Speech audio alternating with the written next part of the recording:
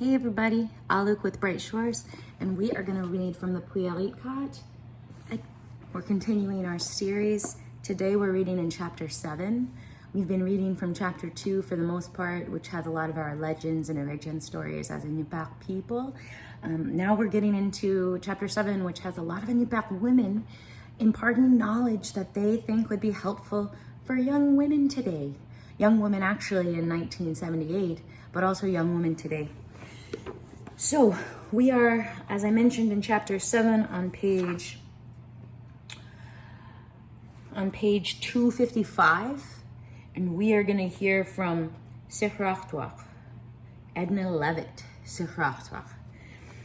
All right, she says, I am Edna Leavitt, and I would like to talk about advice given to me when I was going to have a baby. The advice given to me the first time I became pregnant. I didn't disbelieve when a person who was older than I talked to me. I lived by following completely everything they lectured to me about because, you see, I had never experienced these things before when I first acquired a husband. So I obeyed the teachings of my mother and other people who had already had children. My mother would often say to me, she'd say that if while I was puttering around working inside the house, and here I was pregnant, if I was puttering around working and begin thinking about going out, I am not to stop in the storm porch at all. For those of you on the North Slope, when she says storm porch, she's saying kanichak. And the kanichaks of old times for the ivrulik, for the sod houses, were very long. They captured the wind. So people dropped into the ground, and then there was a tunnel, and then there was the sod house, right? And so what they're saying is, don't stop in the kanichak, right? Don't stop in the kanichak. It is said that if I am to get whatever it is from the storm porch, I am to go completely outside while I still had the baby inside my tummy.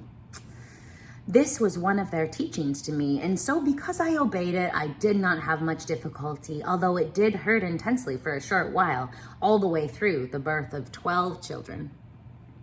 Whenever I wanted to rummage through whatever it is that is in the storm porch, whenever I am to rummage through a bag, whenever I have decided to go out and do something, I would go straight outside when I get my parka on, and after going out, I'd do whatever, and then only when I'd go back in would I rummage through stuff in the storm porch. I was never to stop in the storm porch on my way out, they'd say. If I do stop, it is said, when this begins to come out, it will give me some suffering, starting to come out and then stopping, talking about the baby. I will suffer and have a difficult time, it is said. These things I obeyed. Even my hair. I had braids and never did cut my hair ever since I started having babies at that long time ago. We heard that they would never even want bindings on them whatsoever. Hair ties they're talking about. This advice I learned about from both a medical doctor and an upiaq doctor who knew nothing about reading. Two kinds of doctors, both the upiaq doctor who helps with the births, like a midwife, and a real doctor in a hospital. I have used both. When I was again giving birth in a hospital with the doctor there in front of me and the nurse by my head, I had braids. The doctor whispered to the nurse and asked her if my hair was unbound. I understood him. Although he was not loud, there was nothing binding them, she said. She said that I had nothing binding my braids. Before this hospital delivery, when an upiaq midwife was attending to me, she came over to me and took the bindings off my braids. She readied me for the delivery of the baby. The first time I experienced it, I did not understand it. But when the medical doctor had me do this thing, I finally understood the meaning of it. It is said that when their hair has something binding it, we often hear this from many midwives, they would often say that while it is yet inside, if the hair is bound, then the umbilical cord would be wound around the neck. Or even sometimes it would not be alive when it is born. Sometimes living if the situation is corrected. Also, while one is still carrying the child, I don't believe I am the only one who has received this advice. You are all women. All of you have born children. This is also one of the advice given to me. I was told not to just leave the baby grow in me as it will. I am to work with it. I'm to work as much as I can. When I lay down to begin to go to sleep, I was to move it like this. Every which way. These two hands will never hurt the baby if I move it around like this, they said. This also, which is truth, I have seen for myself.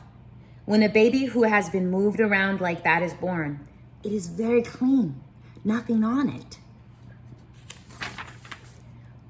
But then one which was not moved around would have mold on it. Mold. These are truth which the people of that time long ago, ones who knew, spoke of, and these are things which I myself have practiced and have passed on to you. And although I could never be one of the midwives, I could be of some help by speaking of these things. And so these are the things which I myself have practiced. I was later to learn that these were truths which we have heard ever since long, long ago, things which I myself practiced because I always obeyed those who gave me advice. But nowadays, my obedience is gone since I can no longer bear children. That's all. Stay tuned for more readings from the upiaq. We share usually one a week. We also have a wellness group on Sundays at 2 p.m. where we read from the upiaq and other sources. We're going to start sharing from other resources as well, including Upiaq by Harold Napoleon, a really powerful book. We'll definitely be sharing from people of Coeric. We do have 2 video resources on our YouTube. If you want to check Bright Shores out on YouTube, we do have people of Coeric stories on there. So dedicated to bringing you more upiaq stories. Stay well, be well, and work toward wellness, and God bless.